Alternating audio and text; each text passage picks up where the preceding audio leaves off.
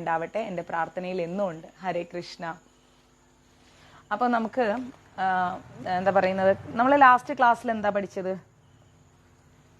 അർജുനൻ നമ്മുടെ സുഭദ്രയെ അപ്രതീക്ഷിതമായിട്ട് കട്ടുകൊണ്ട് പോവാണ്. കൃഷ്ണൻ അതിനൊക്കെ സപ്പോർട്ട് ചെയ്യാണ്.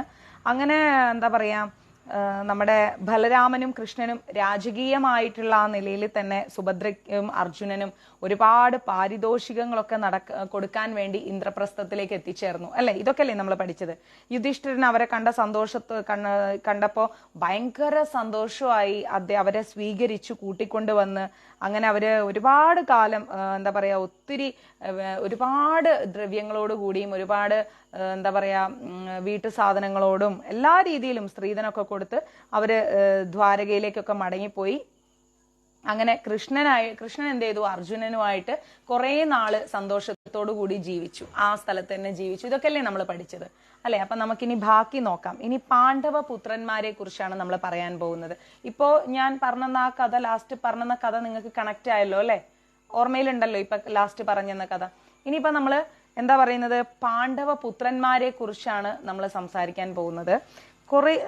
അപ്പൊ സുഭദ്ര ഇങ്ങനെ അർജുനന്റെ ഭാര്യയായിട്ട് അങ്ങനെ നിൽക്കുന്ന സമയത്ത് കുറച്ചു കാലം കഴിഞ്ഞപ്പം സുഭദ്രാദേവി പ്രഗ്നന്റ് ആയി, ഗർഭിണിയായി അല്ലെ? ഏതൊരു സ്ത്രീയുടെയും ആഗ്രഹമാണ് കല്യാണം കഴിഞ്ഞ് ഒരു കുഞ്ഞുണ്ടാവുക എന്ന് പറയുന്നത്.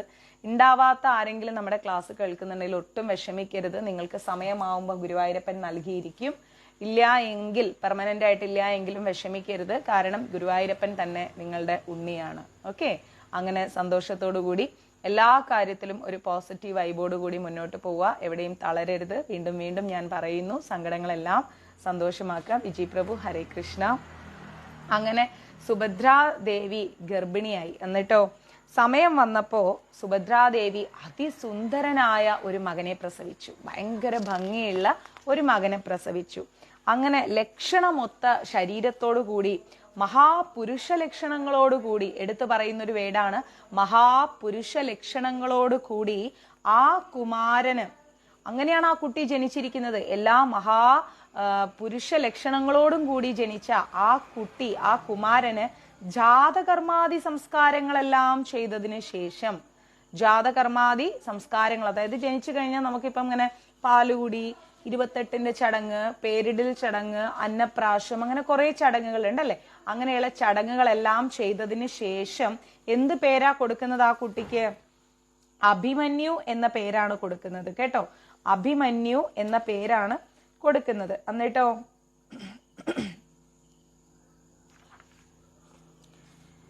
കൃഷ്ണനും തന്റെ ഭാഗനയനിൽ പ്രത്യേകമായ, അതായത് കൃഷ്ണന്റെ ഒരു ഭാഗം തന്നെയാണ് ഈ അഭിമന്യു. അഭിമന്യു എന്ന് പറഞ്ഞാൽ വളരെ ലാളനയുള്ള, അതായത് പെങ്ങളുടെ മകനാണ്. അപ്പം ആ ഒരു രക്തം തന്നെയാണ്. അന്നേരം അതേ ഗിരീഷേട്ട, അപ്പം അങ്ങനെയുള്ള ആ കുട്ടിക്ക് എന്താ പറയുന്നത്, ഒരുപാട് വാത്സല്യം കൃഷ്ണൻ വാരിക്കോരി കൊടുത്തു. എത്ര ഭാഗ്യം ചെയ്യണല്ലേ, കൃഷ്ണന്റെ വാത്സല്യം ഏറ്റു വളരാൻ ഒരു കുഞ്ഞു ജന്മം. അങ്ങനെ ഒരുപാട് വാത്സല്യം കൃഷ്ണൻ വാരിക്കോരി നമ്മുടെ അഭിമന്യുവിന് കൊടുക്കാണ്. സമയമായപ്പം എന്ത് ചെയ്തു? അർജുനൻ തന്നെ എല്ലാ ശാസ്ത്രവിദ്യകളും അഭ്യസിപ്പിച്ച് നല്ലൊരു വില്ലാളി വീരനാക്കി അഭിമന്യുവിനെ മാറ്റുകയാണ്. അർജുനൻ തന്നെയാണ് എല്ലാ ശസ്ത്രവിദ്യകളെല്ലാം അഭിമന്യുവിനെ പഠിപ്പിക്കുന്നത്. ആരാണ്? അർജുനൻ തന്നെയാണ്. പാണ്ഡവന്മാർക്ക് എന്ന പോലെ പൗരജനങ്ങൾക്കെല്ലാം അഭിമന്യു ഭയങ്കര പ്രിയപ്പെട്ടവനായി. പാണ്ഡവന്മാർക്കുള്ള പോലെ തന്നെ പൗരജനങ്ങൾക്ക്, ആ നാട്ടിലുള്ള എല്ലാവർക്കും അഭിമന്യു ഭയങ്കര പ്രിയപ്പെട്ടവനായിരുന്നു. പാഞ്ചാലിയുടെ 5 ഭർത്താക്കന്മാരിൽ നിന്ന് വീരന്മാരും ശൂരന്മാരുമായ 5 പുത്രന്മാരുണ്ടായി. പാഞ്ചാലിയുടെ 5 ഭർത്താക്കന്മാരിൽ നിന്ന് വീരശൂര പരാക്രമികളായ 5 മക്കളുണ്ടായി എന്നാ പറയുന്നത്. യുധിഷ്ഠിരന്റെ മകന്റെ പേരെന്താണ്? പ്രതിവിന്ധ്യൻ. പേര് ഓർത്തു വെക്കേണ്ട, വിട്ടുപോവും. യുധിഷ്ഠിരന്റെ മകന്റെ പേരാണ് പ്രതിവിന്ധ്യൻ. ഓക്കെ. ഭീമസേനന്റെ മകനൊരു പേര് കൊടുത്തു. എന്താണെന്നറിയോ? സുതസോമൻ. ഭീമസേനന്റെ മകന്റെ പേരാണ് സുതസോമൻ. ഇപ്പൊ എത്ര പേര് വന്നു ക്ലാസ്സില്? കൃഷ്ണയാമത്തിലേക്ക് എത്ര പേരെത്തി?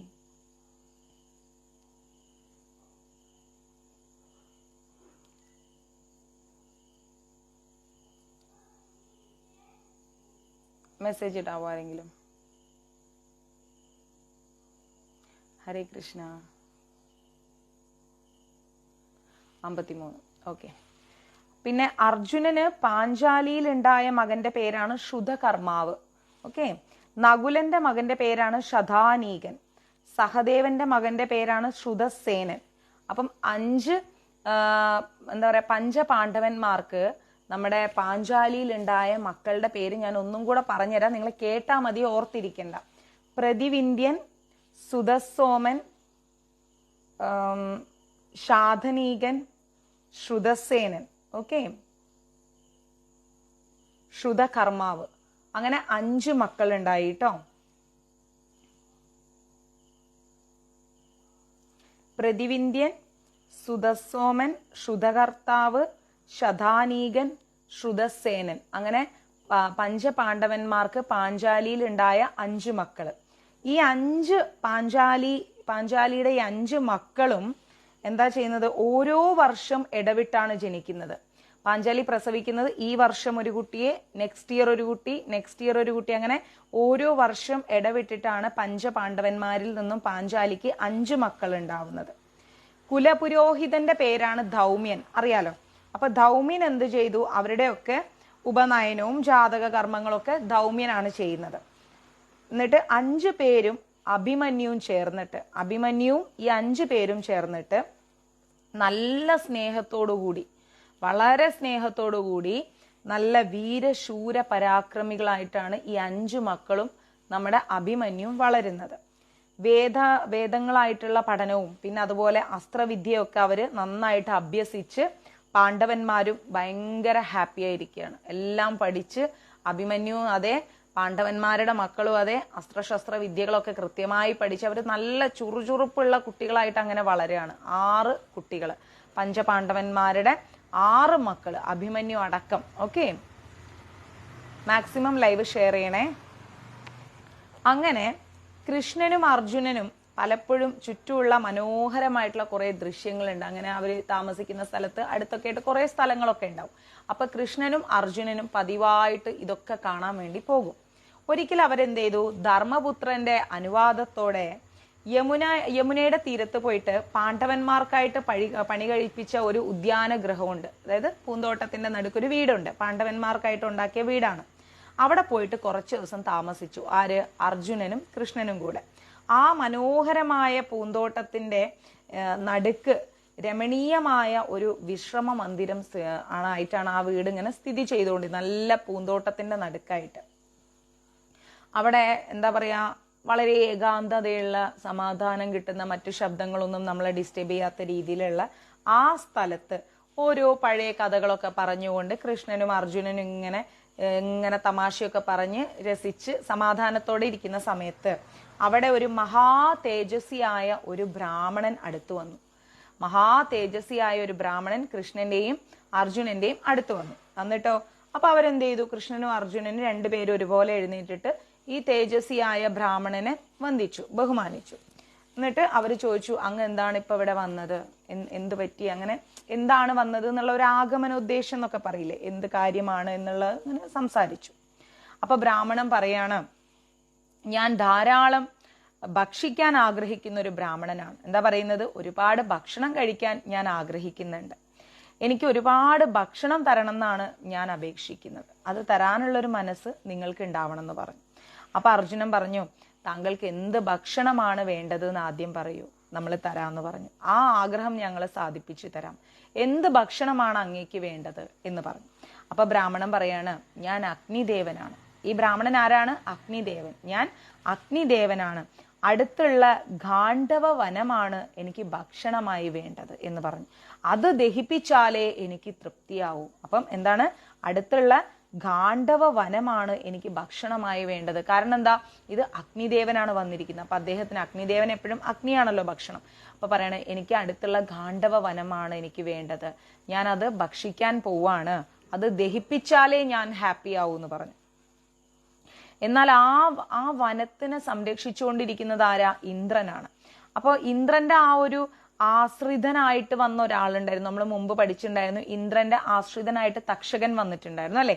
തക്ഷകൻ ഇത് നടത്തിയ സമയത്ത്, സർപ്പസത്രം നടന്ന സമയത്ത് തക്ഷകൻ ഓടിച്ചെല്ലുന്നത് ഇന്ദ്രന്റെ അടുത്തേക്കാണ്. അപ്പൊ പറഞ്ഞു, ഇന്ദ്രന്റെ ആശ്രിതനായിട്ട് അല്ലെങ്കിൽ അതിഥിയായിട്ട് വന്ന തക്ഷകൻ ആ വനത്തിൽ താമസിക്കുന്നുണ്ട്. ഞാൻ ഗാണ്ഡവം ദഹിപ്പിക്കാൻ വേണ്ടിയിട്ട്, ഈ ഗാണ്ഡവ വനം ദഹിപ്പിക്കാൻ വേണ്ടിയിട്ട് ഈ അഗ്നിദേവൻ ശ്രമിക്കുമ്പോഴൊക്കെ ഇന്ദ്രൻ എന്താ ചെയ്യാന്നറിയോ? മഴ പെയ്യിപ്പിക്കും.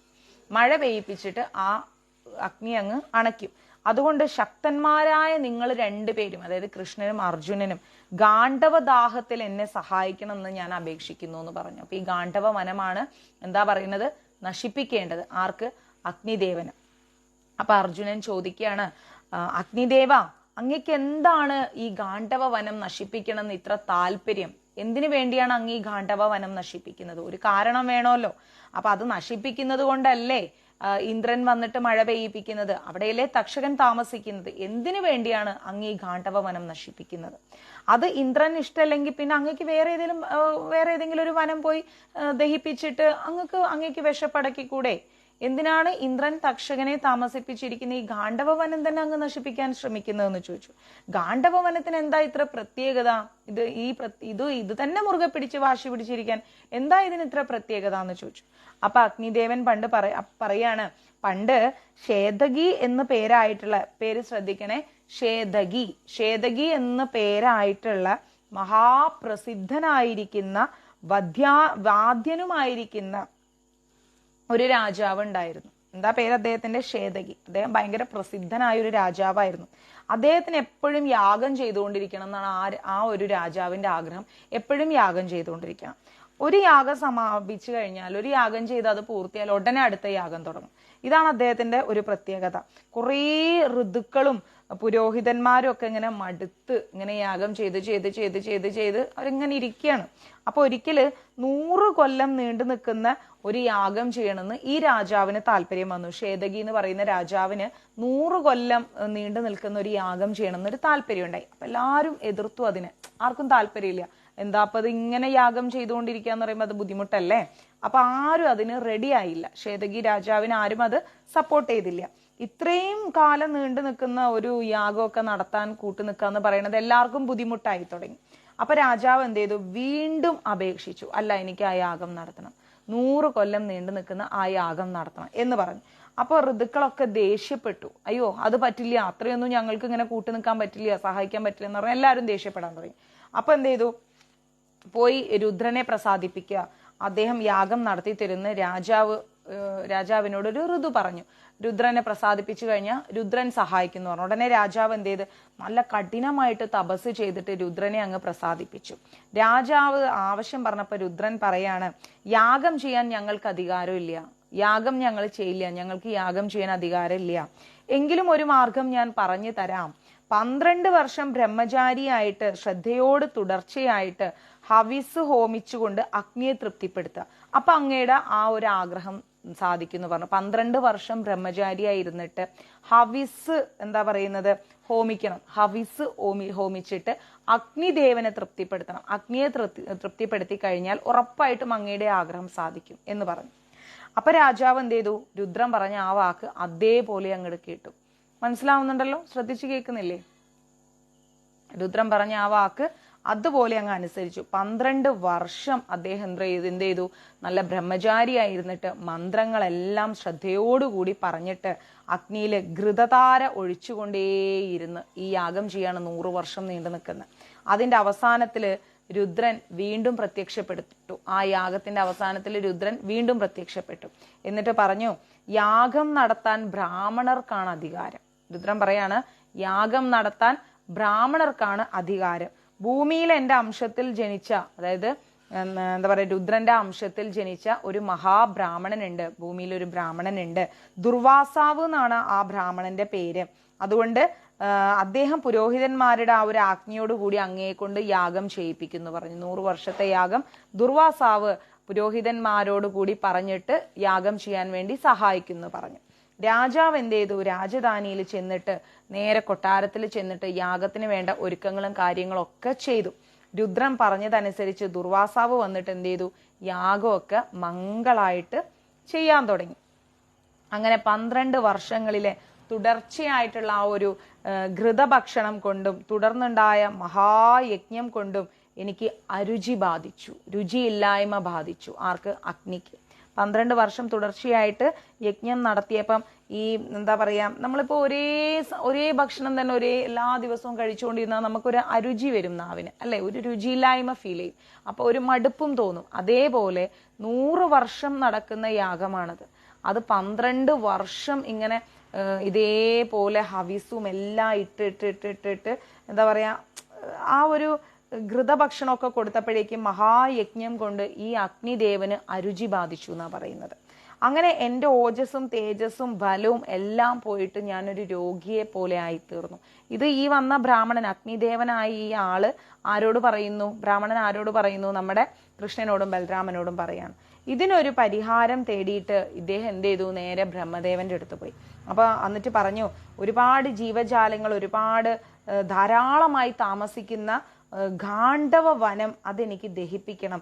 അതിൻ്റെയൊക്കെ അവിടെയുള്ള എല്ലാത്തിൻ്റെയും മേധസ്, ആ ഒരു മേധസ് എൻ്റെ ശരീരത്തിലേക്ക് വന്നു കഴിഞ്ഞാൽ എൻ്റെ ഈ അജീർണമൊക്കെ മാറിയിട്ട് ഞാൻ എന്താ പറയുക, രോഗങ്ങളെല്ലാം മാറി നല്ല ദൃഢഗോത്രനായിട്ട് ഞാൻ മാറും. ദൃഢഗാത്രനായിട്ട് മാറും. അതുകൊണ്ട് ഗാണ്ഡവദാഹം മാത്രമാണ് എൻ്റെ രോഗത്തിനുള്ള ഒരു ഭക്ഷണം. അതുകൊണ്ട് എനിക്ക് ഗാണ്ഡവദാഹം, ഗാണ്ഡവ വനം എനിക്ക് ഭക്ഷിക്കണം. അതിലുള്ള എല്ലാ എന്താ പറയുക ജീവജാലങ്ങളെ എനിക്ക് ഭക്ഷിക്കണം. എന്നിട്ട് ആ വനം എൻ്റെ നാവിൻ്റെ അരുചി മാറ്റി തരുമെന്നൊക്കെ ബ്രഹ്മദേവനോട് പറഞ്ഞു. അന്ന് മുതൽ ഈ അഗ്നിദേവൻ എന്ത് ചെയ്യുന്നു? ഗാണ്ഡവ വനത്തെ നശിപ്പിക്കാൻ വേണ്ടി ഇങ്ങനെ, നശിപ്പിക്കാന്ന് പറയാൻ പറ്റൂല, ദഹിപ്പിക്കാൻ വേണ്ടി ഇങ്ങനെ ദഹിപ്പിച്ച് അത് ഭക്ഷിക്കാൻ വേണ്ടി അദ്ദേഹം ഇങ്ങനെ ശ്രമിച്ചുകൊണ്ടിരിക്കുകയാണ്. പക്ഷെ ഇന്ദ്രൻ സമ്മതിക്കില്ല. ഇന്ദ്രൻ എന്ത് ചെയ്യും? നേരെ മഴ പെയ്യിപ്പിക്കും. അപ്പൊ മഴ കാരണം അഗ്നി അണഞ്ഞു പോകും. അങ്ങനെ ഇപ്പൊ നരനാരായണന്മാരുടെ അവതാരമായ നിങ്ങളെ കൊണ്ട്, അതായത് കൃഷ്ണന്റെയും അർജുനനെയും കൊണ്ട് എനിക്ക് സഹായം വേണം, അത് നിങ്ങളെ കൊണ്ട് സാധിക്കുന്ന ബ്രഹ്മദേവൻ പറഞ്ഞിരിക്കുകയാണ്. അതുകൊണ്ടാണ് ഇപ്പൊ ഞാൻ നിങ്ങളെ തേടി ഇവിടെ വന്നിരിക്കുന്നതെന്ന് ഈ ബ്രാഹ്മണൻ പറഞ്ഞു. അത് കേട്ടപ്പോഴത്തേക്കും കൃഷ്ണനും അർജുനനും പറയാണ്, ശരി, ഞങ്ങൾ അങ്ങയെ സഹായിക്കാം, കുഴപ്പമൊന്നുമില്ല. അങ്ങേക്ക് ഭക്ഷണമല്ലേ വേണ്ടത്, അത് ഗാണ്ഡവവനല്ലേ വേണ്ടത്, ഞങ്ങൾ സഹായിക്കാം, കുഴപ്പമൊന്നുമില്ല എന്ന് പറഞ്ഞു. എന്നാൽ ഞങ്ങൾക്ക് ദേവന്മാരോട് എതിരിടാൻ പറ്റുന്ന ആയുധങ്ങളോ മറ്റ് സജ്ജീകരണങ്ങളോ ഒന്നും ഞങ്ങളുടെ കയ്യിലില്ല. ദേവന്മാരോട് വഴക്കിന് നിൽക്കാൻ പറ്റുന്ന അത്രയുള്ള യാതൊരു ആയുധങ്ങളും അങ്ങനത്തെ ഒന്നും ഞങ്ങളുടെ കയ്യിലില്ല. പിന്നെ ഞങ്ങൾ എന്താ ചെയ്യാം? ഞങ്ങൾക്കൊന്നും ചെയ്യാൻ പറ്റില്ല. ആരാ പറയുന്നത്? കൃഷ്ണനും അർജുനനും പറയാണ്. ദേവന്മാരോട് യുദ്ധം ചെയ്യാൻ പറ്റുന്ന ആയുധങ്ങളും ഒന്നും ഞങ്ങളുടെ കയ്യിലില്ല. പിന്നെ ഞങ്ങൾ എന്താ ചെയ്യാ ഈ കാര്യത്തിനെന്ന് ചോദിച്ചു. ഉടനെ അഗ്നിദേവൻ എന്ത് ചെയ്തു? വരുണനെ അങ്ങ് സ്മരിച്ചു. അപ്പത്തേക്കും വരുണം പ്രത്യക്ഷപ്പെട്ടു. എന്നിട്ട് 2 പേരും കൂടി എന്ത് ചെയ്ത്, ഒരിക്കലും അമ്പ് തീരാത്ത ആവനാഴിയും കപിദ്വാചാങ്കിതമായിട്ടിരിക്കുന്ന വിശിഷ്ടമായിട്ടിരിക്കുന്ന രഥവും കൊടുത്തു. എന്നിട്ടോ അർജുനന് ഗാണ്ഡീവം എന്ന ഒരു വില്ലും കൃഷ്ണന് സുദർശന ചക്രവും പിന്നെ കൗമോദകി എന്ന ഒരു ഗദയും നൽകി. ഗദയുടെ പേരെന്താണ്? കൗമോദകി. കൗമോദകി എന്ന് പറയുന്ന ഒരു ഗദയും കൊടുത്തു. എന്നിട്ടോ ഗാണ്ഡീവം എന്ന് പറയുന്ന ഒരു വില്ല് അർജുനനും കൊടുത്തു. എന്നിട്ട് പിന്നെ ഒരു സുദർശന ചക്രം, അതെല്ലാവർക്കും അറിയാലോ, സുദർശന ചക്രമൊക്കെ കൊടുത്തു. അങ്ങനെ അതിൽ ഹാപ്പി ആയ നമ്മുടെ സന്തോഷവാന്മാരായ നമ്മുടെ കൃഷ്ണനും അർജുനനും എന്ത് ചെയ്തു? ഗാണ്ഡവം ദഹിപ്പിക്കാൻ വേണ്ടി അഗ്നിക്ക് അനുവാദം കൊടുത്തു. ശരി, ഇനി ഗാണ്ഡവം ഭക്ഷിച്ചോളൂ എന്ന് പറഞ്ഞു. അഗ്നിദേവൻ സന്തോഷത്തോടെ എന്താ ചെയ്തത്? നേരെ ഗാണ്ഡവ വനത്തിലേക്ക് അങ്ങ് പ്രവേശിച്ചു ഗാണ്ഡവം ഭക്ഷിക്കാൻ വേണ്ടി. ഒരുപാട് സ്ഥലത്ത് അവിടെയും ഇവിടെയൊക്കെ ആയിട്ട് ഇങ്ങനെ തീ ആളിക്കത്താൻ തുടങ്ങി ഈ ഗാണ്ഡവ വനത്തിൽ. അഗ്നി തീ എന്ത് ചെയ്തു? അവിടെ മുഴുവൻ അങ്ങ് വ്യാപിച്ചപ്പോഴേക്കും അതിലുണ്ടായിരുന്ന ജീവികൾ മൊത്തത്തിൽ ഓടാൻ തുടങ്ങി. കാരണം തീ കത്തല്ലേ വനത്തില്. അവിടെയുള്ള ജീവികൾ മൊത്തത്തിൽ ഓടാൻ തുടങ്ങി. ചൂടേറ്റ് പുറത്തേക്ക് പോടുന്ന ജീവികളൊക്കെ കൃഷ്ണനും അർജുനനും ചെയ്ത് അകത്തേക്ക് തന്നെ ഓടിച്ചു. പുറത്തേക്ക് പോകുന്ന ജീവികളെ മൊത്തം കൃഷ്ണനും അർജുനനും ചേർന്ന് ഈ ഗാണ്ഡവ വനത്തിലേക്ക് തന്നെ ഓടിച്ചു വിട്ടു. അങ്ങനെ ആയിരക്കണക്കിന് എന്താ പറയാ ജീവജാലങ്ങള് ആ ഒരു അഗ്നിയില് വെന്ത് മരിച്ചു എന്നാ പറയുന്നത്. ആകാശത്തിലേക്ക് ഉയരുന്ന അഗ്നി കണ്ടിട്ട് പേടിച്ച ദേവന്മാരെ എന്ത് ചെയ്തു? വേഗം പോയിട്ട് ഇന്ദ്രനോട് പറഞ്ഞു. എന്താ പറയുന്നത്? ഇന്ദ്രൻ വേഗം മേഘങ്ങളൊക്കെ ആയിട്ട് വന്നിട്ട് ഭയങ്കരമായിട്ട് മഴ പെയ്യിക്കാൻ തുടങ്ങി, ഇത് ഇല്ലാതാക്കാൻ, നമ്മുടെ തീ ഇല്ലാതാക്കാൻ. അങ്ങനെ അർജുനൻ എന്ത് ചെയ്തു? അസ്ത്രങ്ങളെ കൊണ്ട് ആ മഴയൊക്കെ തടഞ്ഞ് എന്താ പറയാ മേഘങ്ങളൊക്കെ ചെറിയ ചെറിയ പീസുകളാക്കി കളഞ്ഞു അർജുനൻ. അങ്ങനെ അവിടെ ഭയങ്കരമായിട്ടുള്ള യുദ്ധം നടന്നു. നേരെ ഇന്ദ്രൻ വരും, മഴ പെയ്യിപ്പിക്കും, ഭയങ്കര പ്രശ്നം, അങ്ങോട്ടും ഇങ്ങോട്ടും ഭയങ്കര യുദ്ധം. കൃഷ്ണനും അർജുനനും അതില്ലാതാക്കും. അങ്ങനെ ദേവന്മാരുമായിട്ട് ഭയങ്കര യുദ്ധം നടക്കണം. അങ്ങനെ ഒരു ഭാഗത്ത് കൃഷ്ണനും അർജുനനും, മറ്റേ ഭാഗത്ത് ദേവന്മാര് ഭയങ്കരമായിട്ട് ആയുധങ്ങൾ കൊണ്ട് രണ്ടു കൂട്ടരും പോരാടാൻ തുടങ്ങി. അർജുനന്റെ ആ ഒരു അസ്ത്രം ഉപയോഗിക്കുന്നതിന്റെ മുമ്പിൽ ദേവന്മാർക്ക് ഒരു രക്ഷയില്ല, അവർക്ക് പിടിച്ചു നിൽക്കാൻ പറ്റുന്നില്ല. അവസാനം തോറ്റുപോയ ദേവന്മാര് ഓടിപ്പോകാൻ തുടങ്ങി. അപ്പോഴേക്ക് അഗ്നിദേവൻ എന്ത് ചെയ്തു? ആ ഗാണ്ഡവ വനത്തെ മുഴുവൻ അഗ്നിക്കിരയാക്കി അദ്ദേഹം അത് ഭക്ഷിച്ച് അദ്ദേഹം വളരെ തൃപ്തനായി ഇങ്ങനെ നിൽക്കുകയാണ്. അപ്പൊ തക്ഷകൻ എന്ത് ചെയ്ത്? ആ സമയത്ത് കുരുക്ഷേത്രത്തിൽ പോയത് കൊണ്ട് തക്ഷകൻ ആ അഗ്നിയിൽ വെന്ത് മരിച്ചില്ല. തക്ഷകൻ ആ സമയത്ത് ആ കാട്ടിലില്ല, ഗാണ്ഡവ വനത്തിലില്ല, അദ്ദേഹം കുരുക്ഷേത്രത്തിലായിരുന്നു. അതുകൊണ്ട് തക്ഷകൻ മാത്രം മരിച്ചില്ല, ബാക്കി എല്ലാം ചത്തുപോയി. തക്ഷകന്റെ എന്താ പറയാ മകനായ അശ്വസേനനുണ്ട്. തക്ഷകന്റെ ഒരു മകന്റെ പേരാണ് അശ്വസേനൻ. അശ്വസേനൻ എന്ത് ചെയ്തു? സാറില്ല ശിവമാതാജി എന്ത് ചെയ്തു? അശ്വസേനനെ ഇന്ദ്രൻ എന്താ ചെയ്തെന്നറിയോ? കുറച്ച് മായ കാണിച്ചിട്ട് ഇന്ദ്രൻ നേരെ അശ്വസേനനെ രക്ഷിച്ചു. അല്ലെങ്കിൽ പിന്നെ അശ്വസേനൻ തക്ഷകന്റെ മകനാണ്, ആളും അതിൻ്റെ അകത്ത് കിടന്ന് മരിച്ചു പോകും. അങ്ങനെ മായാസുരൻ അഗ്നിയിൽ നിന്ന് ഓടി രക്ഷപ്പെടുന്നത് കണ്ടപ്പോഴത്തേക്കും അസ്ത്രം പ്രയോഗിച്ചിട്ട് വന്നിട്ട് അയാൾ എന്ത് ചെയ്തു? അർജുനനെ അഭയം പ്രാപിച്ചത് കൊണ്ട് രക്ഷപ്പെട്ടു. എന്താ ചെയ്തത്? മായാസുരൻ അഗ്നിയിൽ നിന്ന് രക്ഷപ്പെട്ട് ഓടുന്നത് കണ്ടപ്പോഴേക്ക് അസ്ത്രം പ്രയോഗിച്ച അർജുനൻ, അയാൾ എന്ത് ചെയ്തു? വേഗം വന്നിട്ട് അർജുനന്റെ കാല് പിടിച്ചു. അതുകൊണ്ട് അയാൾ രക്ഷപ്പെട്ടു. അങ്ങനെ 15 ദിവസം കൊണ്ടാണ് ഈ ഗാണ്ഡവ വനം മുഴുവൻ കത്തിത്തീർന്ന് എല്ലാം തീർന്നത്. അവസാനം അതിൽ നിന്ന് രക്ഷപ്പെട്ട നമ്മുടെ അശ്വസേനനും മായാസുരനും 4 ഗാർഗക പക്ഷികൾ അങ്ങനെ 6 പേര് മാത്രമാണ് ഈ ഗാണ്ഡവ വനത്തിൽ നിന്ന് രക്ഷപ്പെടുന്നത്. ആരൊക്കെ രക്ഷപ്പെട്ടത്?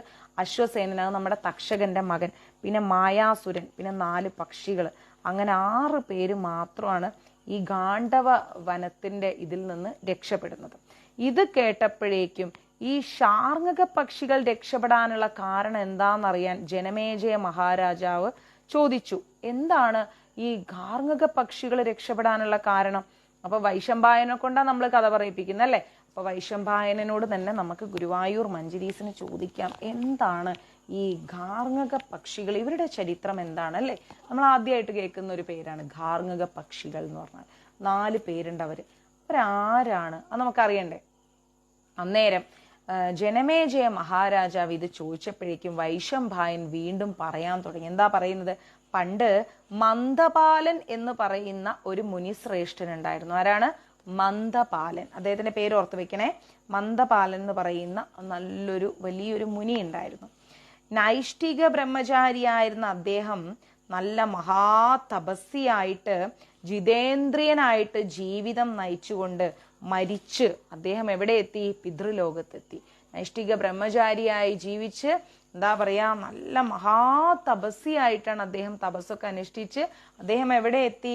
മരിച്ചതിന് ശേഷം അദ്ദേഹം പിതൃലോകത്തെത്തി. എന്നിട്ടോ അവിടെ തപസ് ചെയ്തതിന്റെ ഫലമായിട്ട് വിശിഷ്ട ലോകങ്ങളൊന്നും അദ്ദേഹത്തിന് കിട്ടിയില്ല. തപസ് ചെയ്തിരുന്നത് കൊണ്ട് അവിടെ അദ്ദേഹത്തിന് തപസ്സിന്റെ ഫലമായിട്ട്, അതായത് ഒരുപാട് കിട്ടേണ്ട കുറെ വിശിഷ്ട ലോകങ്ങളുണ്ട്, പക്ഷെ അതൊന്നും അദ്ദേഹത്തിന് കിട്ടിയില്ല. പിന്നെ എന്താ പറയുന്നത്? സന്തതികളെ ജനിപ്പിക്കാത്തത് കൊണ്ട്, മക്കൾക്ക് ജന്മം നൽകാത്തത് കൊണ്ട് പുണ്യലോകങ്ങൾ അതുകൊണ്ടാണ് പുണ്യലോകങ്ങൾ കിട്ടാത്തതെന്ന് മനസ്സിലായിട്ട് മന്ദപാലൻ എന്ത് ചെയ്ത്? വീണ്ടും ഭൂമിയിൽ വന്നു. പുണ്യലോകങ്ങൾ ലഭിക്കണമെങ്കിൽ നമ്മൾക്ക് മക്കളും കൂടി ഉണ്ടാവണം. അത് വളരെ ഇമ്പോർട്ടൻ്റ് ആണ്. നമ്മൾക്ക് പുണ്യലോകങ്ങൾ ലഭിക്കണമെങ്കിൽ നിശ്ചയമായിട്ടും മക്കൾ ഉണ്ടാവണം. അങ്ങനെ മക്കളില്ലാത്തത് കൊണ്ടാണ് പുണ്യലോകങ്ങൾ അദ്ദേഹത്തിന് ലഭിക്കാത്തത് എന്ന് മനസ്സിലായപ്പം ഇദ്ദേഹം എന്താ ചെയ്തത്? വീണ്ടും ഭൂമിയിൽ വന്നു. വീണ്ടും ഭൂമിയിൽ വന്നിട്ട് അദ്ദേഹം എന്ത് ചെയ്തു? വേഗത്തില് മക്കൾ ഉണ്ടാവാൻ വേണ്ടി, പുത്രന്മാരുണ്ടാവാൻ വേണ്ടി അദ്ദേഹം എന്താ ചെയ്യുന്നത്? പക്ഷിയുടെ രൂപമെടുത്തു. പക്ഷിയായി ജനിച്ചിട്ട് അദ്ദേഹം എന്താ ചെയ്യുന്നതെന്നറിയോ? ഗാണ്ഡവ വനത്തിൽ താമസിക്കുന്ന നമ്മൾ പറഞ്ഞില്ലേ ആ കത്തിത്തീർന്ന്, ആ ഗാണ്ഡവ വനത്തിൽ താമസിക്കുന്ന ജരിത എന്ന് പറയുന്ന ഒരു ഷാർങ്ങ പക്ഷിയുണ്ട്. ആ ഗാണ്ഡവ വനത്തിൽ തന്നെ താമസിക്കുന്ന ജരിത എന്ന് പറയുന്ന ഒരു പക്ഷി, ആ പക്ഷിയോടുകൂടി അങ്ങ് ചേർന്നു. ആര്? ഈ മുനിയായിട്ട് പിറന്ന ഇദ്ദേഹം. എന്നിട്ട് ആ ജരിത എന്ന് പറയുന്ന പക്ഷിയില് ഇദ്ദേഹത്തിന് 4 മക്കളുണ്ടായി, 4 ആൺകുട്ടികൾ ഉണ്ടായി. എന്നാൽ മുട്ട വിരിഞ്ഞ് കുഞ്ഞുങ്ങൾ പുറത്തു വരുന്നതിന്റെ മുമ്പ് തന്നെ ഈ മന്ദപാലൻ എന്ന് പറയുന്ന ഈ മുനി, ആ മുനിയുടെ മക്കളില്ലാത്ത കാരണത്താൽ വീണ്ടും എടുത്ത ജന്മാണല്ലോ ഈ പക്ഷിയുടെ ജന്മം. അദ്ദേഹം എന്ത് ചെയ്തു, മക്കൾ ഉണ്ടാവുന്നതിന് മുൻപേ, മുട്ട വിരിഞ്ഞ് പുറത്തു വരുന്നതിന് മുൻപേ തന്നെ എന്ത് ചെയ്തു, ജരിത എന്ന് പറയുന്ന പക്ഷിയെ വിട്ടിട്ട് അദ്ദേഹം ലബിത എന്ന് പറയുന്ന ഒരു പക്ഷിയോട് കൂടി ചേർന്നു. എന്താ ചെയ്തത്? ജരിത എന്ന് പറയുന്ന പക്ഷീനെ വിട്ടിട്ട് ലബിത എന്ന് പറയുന്ന ഒരു പക്ഷിയോട് കൂടി അദ്ദേഹം ചേർന്നു. ജരിതയായിട്ട് എന്താ ചെയ്തത്, മക്കൾ ജനിച്ചപ്പോഴേക്കും നല്ല സ്നേഹവാത്സല്യത്തോടു കൂടി ജരിത മക്കളെ വളർത്താൻ തുടങ്ങി. അങ്ങനെ ഇരിക്കുമ്പോഴാണ് ഈ അഗ്നിദേവൻ വന്നിട്ട് ഗാണ്ഡവവനം ദഹിപ്പിക്കാൻ വരുന്ന വിവരം ഈ മന്ദപാലൻ എന്ന് പറയുന്ന മുനിശ്രേഷ്ഠനെ അറിയുന്നത്. അദ്ദേഹം അറിഞ്ഞ എന്താണ്, ഗാണ്ഡവവനം ദഹിപ്പിക്കാൻ അഗ്നിദേവൻ വരുന്നുണ്ട് എന്നറിഞ്ഞു. അപ്പൊ എന്താ ചെയ്ത, അദ്ദേഹം നേരെ മക്കളുടെ അവസ്ഥയോർത്തിട്ട് ഭയങ്കരമായിട്ട് ഈ മുനി ദുഃഖിച്ചു, ഭയങ്കരമായിട്ട് വിഷമിച്ചു. ആ മഹർഷി എന്ത് ചെയ്തു, അഗ്നിയെ അങ്ങ് സ്തുതിക്കാൻ തുടങ്ങി. അഗ്നിയെ സ്തുതിച്ചിട്ട് അവർക്ക് ഒരു ആപത്തും വരുത്തല്ലേന്ന് മനസ്സുകൊണ്ട് അദ്ദേഹം പ്രാർത്ഥിക്കാൻ തുടങ്ങി. അങ്ങയുടെ മക്കൾക്ക് ഒരു ആപത്തും വരാതെ ഞാൻ ആ വനം നശിപ്പിച്ചോളാന്ന് അഗ്നി വാക്ക് കൊടുത്തു മന്ദപാലൻ എന്ന് പറയുന്ന ഈ മുനിക്ക്. അങ്ങനെ അഗ്നി അത് സമ്മതിച്ചു. ഇതൊന്നും ജരിത അറിയുന്നില്ല. ജരിത എന്ന് പറയുന്ന ഈ മാതാവ് ഇതൊന്നും അറിയുന്നില്ല. എന്നിട്ടോ കാട് കത്തി തുടങ്ങിയപ്പോഴേക്കും ജരിതയും മക്കളും ഭയങ്കര ടെൻഷനായി, ഭയങ്കര അസ്വസ്ഥരായി. ചിറക് മുളക്കാത്ത 4 മക്കള്, ആ മക്കളെ എങ്ങനെ രക്ഷിക്കുന്ന ആലോചിച്ച് കരഞ്ഞുകൊണ്ടിരിക്കുന്ന ജരിത എന്ത് ചെയ്ത്, മക്കളോട് അടുത്തുള്ള ഒരു എലിയുടെയോ പെരിച്ചാഴിയുടെയോ മാളത്തിൽ പോയിട്ട് ഒളിച്ചിരുന്ന് രക്ഷപ്പെടാൻ പറഞ്ഞു. മക്കളത് സമ്മതിച്ചില്ലെന്ന് മാത്രമല്ല, അമ്മയുടെ കൂടെ ദൂരേക്ക് പറന്നു പോയി രക്ഷപ്പെടാൻ നിർബന്ധിക്കുകയും ചെയ്തു. അമ്മയോട് പറഞ്ഞു, അമ്മ ദൂരേക്ക് എവിടെങ്കിലും പറന്നു പോയി രക്ഷപ്പെടൂ അമ്മേ, ഞങ്ങളുടെ കാര്യം അമ്മ വിട്ടേക്ക് നീ മക്കള് പറയാൻ തുടങ്ങി. അങ്ങനെ ഒരു മിനിറ്റ് കേട്ടോ, ഒന്ന് ഹോൾഡ് ചെയ്യണൊരു. ആ ഏട്ടാ, ആ പറഞ്ഞേട്ടാ. ഏത് വർക്കിലാ? ആ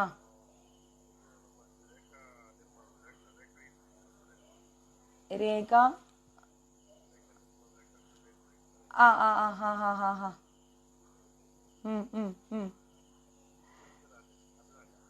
അത് വേണ്ട, അതേപോലത്തെ അല്ലേ? ഓക്കെ. ഞാൻ നോക്കിയിട്ട് ഏട്ടനെ വിളിച്ചാൽ മതി ഒരു 2 hours കൊണ്ട്. ഞാനിതേ ഒരു 3 ദിവസം മുമ്പേ നാട്ടിലേക്ക് വന്നു. ചുമ്മാ ഇല്ല, അങ്ങനെയൊന്നും ഇല്ല. ഞാൻ മഴവിൽ മനോരമയില് ആ നാട്ടിലുണ്ടാവും. ഞാൻ അറിയില്ല, എനിക്ക് അറിഞ്ഞൂടാ, ഞാൻ വിളിച്ചിട്ടില്ല. അയ്യോ ഇല്ല കേട്ടോ, ഞാൻ വന്നത് തിരുവനന്തപുരത്തേക്കാണ്.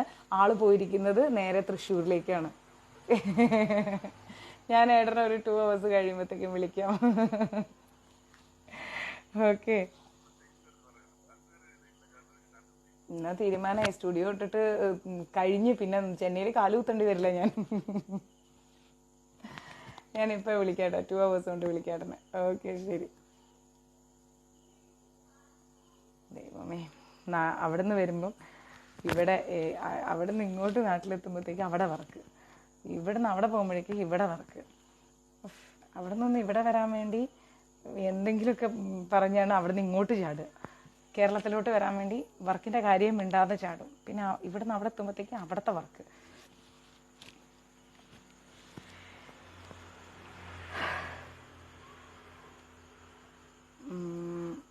ഞാൻ അപ്പം അതെല്ലാം ആലോചിക്കുന്നത്. ഇവിടെ കുറച്ച് ദിവസം ഡേറ്റ് കൊടുത്തു. അപ്പോൾ ഇനിയിപ്പം അവിടുത്തെ വർക്കിന് കമ്മിറ്റ് ചെയ്യുമ്പം ആ ഡേറ്റും ഈ ഡേറ്റും കൂടെ ക്ലാഷ് ആവില്ലേന്നോ ആലോചിക്കാം, എന്തെങ്കിലും ചെയ്യാം. അങ്ങനെ എന്ത് ചെയ്തു എന്ന് ഓർത്ത് കഴിഞ്ഞാൽ, ഈ ജരിത പറയാണ് മക്കളോട് എങ്ങനെയെങ്കിലും പോയിട്ട് വല്ല മാളത്തിൻ്റെ ഉള്ളിലോ അല്ലെങ്കിൽ എവിടെയെങ്കിലുമൊക്കെ പോയിട്ട് ഒളിച്ചിരിക്കാൻ പറഞ്ഞു. അപ്പം മക്കൾ പറയണ, ഇല്ല അമ്മേ, ഞങ്ങൾ അങ്ങനെ ഒളിച്ചിരിക്കില്ല, അമ്മ എവിടേക്കെങ്കിലും പോയി രക്ഷപ്പെടാൻ വേണ്ടി പറഞ്ഞു.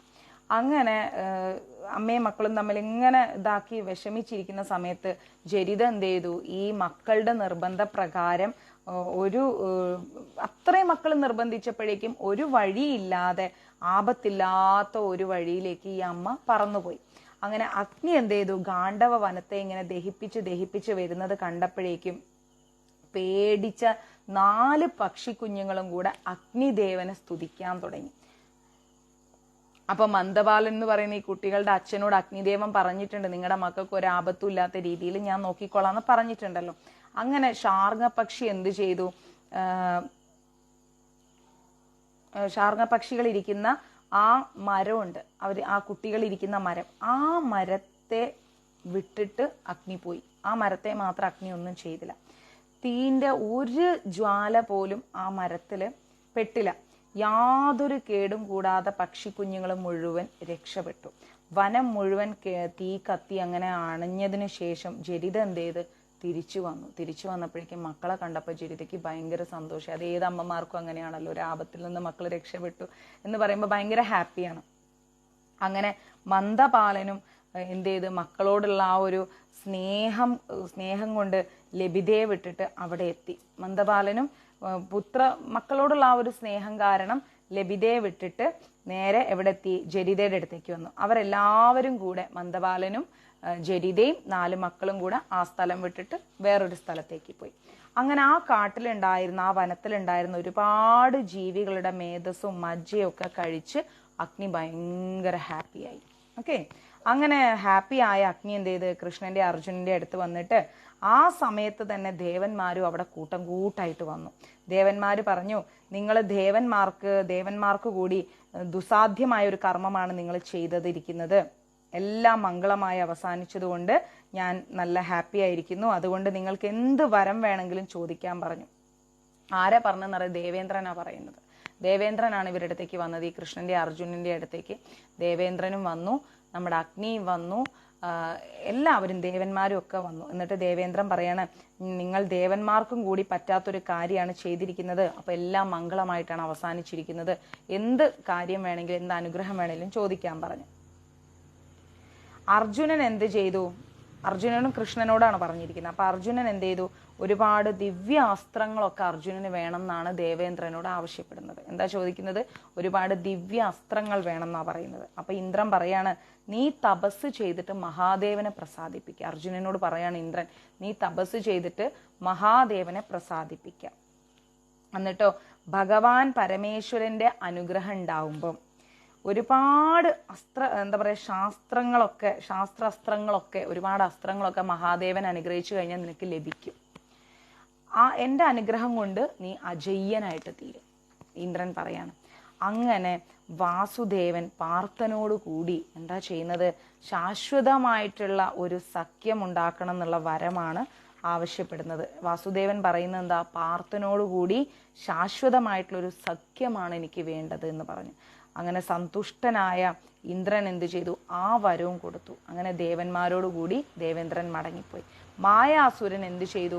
കൃഷ്ണന്റെയും അർജുനന്മാരുടെയും കൂടെ യമുനാ തീരത്തിലുള്ള ആ ഒരു ഉദ്യാനത്തിലേക്കും പോയി. ഇങ്ങനെ നമ്മുടെ മഹാഭാരതത്തിന്റെ ആദി പർവം നമ്മൾ തുടക്കം പഠിച്ചിട്ടുണ്ടായിരുന്നു. കുറച്ച് പർവ്വങ്ങളെ കുറിച്ച് ഓർക്കുന്നുണ്ടോന്ന് അറിയില്ല. നിങ്ങൾ എത്ര പർവ്വങ്ങളുണ്ടെന്നൊക്കെ നമ്മൾ പഠിച്ചിട്ടുണ്ടായിരുന്നു. ഓർമ്മയുണ്ടോ ആർക്കെങ്കിലും? ഞാനൊന്നുകൂടെ റിമൈൻഡ് ചെയ്തുതരാം. അങ്ങനെ നമ്മുടെ ആദി പർവം നമുക്ക് പഠിച്ചു കഴിഞ്ഞിരിക്കുകയാണ്. നിങ്ങൾ ഇഷ്ടമായോ നിങ്ങൾക്ക്? ആദി പർവത്തിൽ നമുക്ക് 227 അധ്യായങ്ങളും 8884 ശ്ലോകങ്ങളും ഉണ്ടായിരുന്നു. മഹാഭാരതത്തിലെ ആദി പർവം നിങ്ങൾ പഠിച്ചു കഴിഞ്ഞു. ഇനി നമ്മൾ പോകുന്നത് 2ാമത്തെ സഭാപർവത്തിലേക്കാണ്. ആ സഭാപർവത്തിൽ 78 അധ്യായങ്ങളും 2511 ശ്ലോകങ്ങളുമുണ്ട്. ഹാപ്പി ആണെങ്കിൽ ഇപ്പൊ പറയൂ കേട്ടോ. അപ്പൊ സഭാപർവം എടുത്തരും.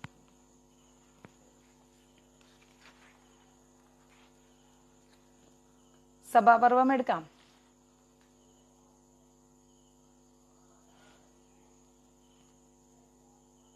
Yes, okay.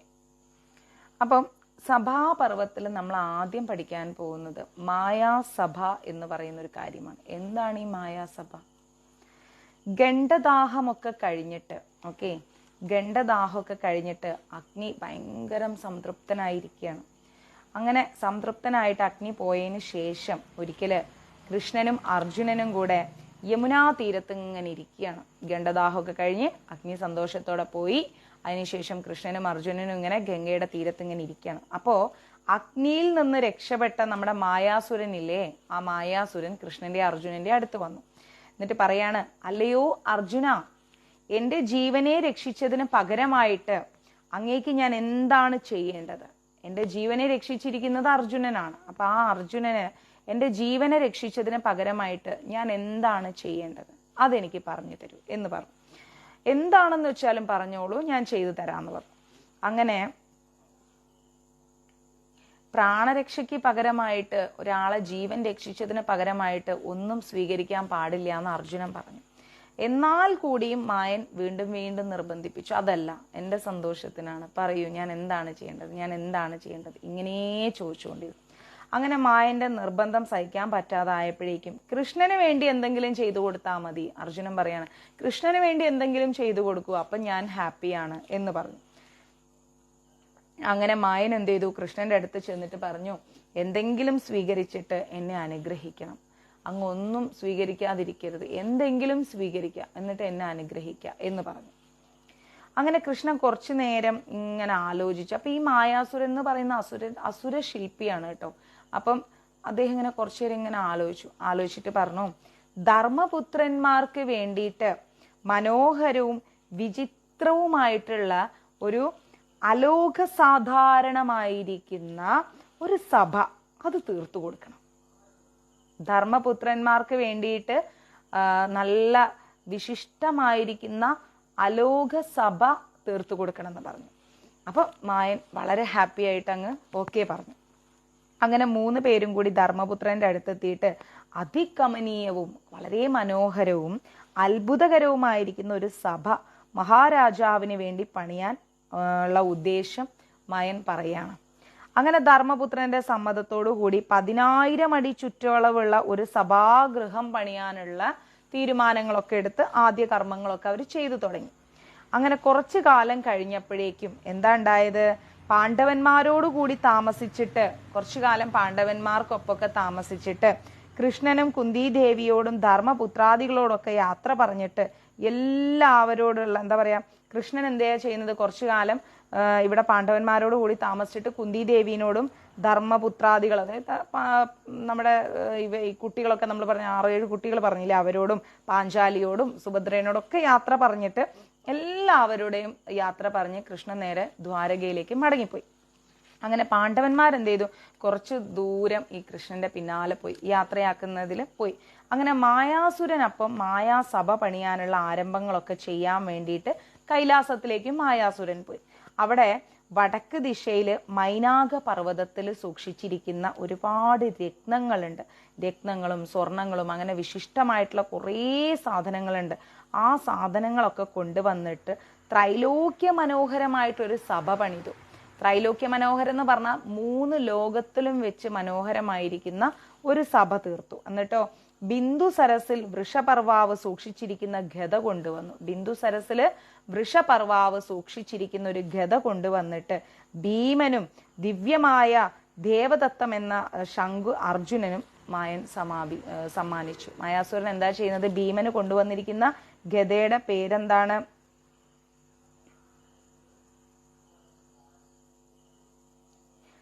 വൃഷപർവാവ് സൂക്ഷിച്ചിരുന്ന ഗതയാണ് ഭീമന് കൊണ്ടുവന്നത്. ദിവ്യമായ ദേവദത്തം എന്ന് പറയുന്ന ശംഖ്, അർജുനന്റെ ശംഖിന്റെ പേര് പഠിച്ചോളൂ കേട്ടോ, ദേവദത്തൻ.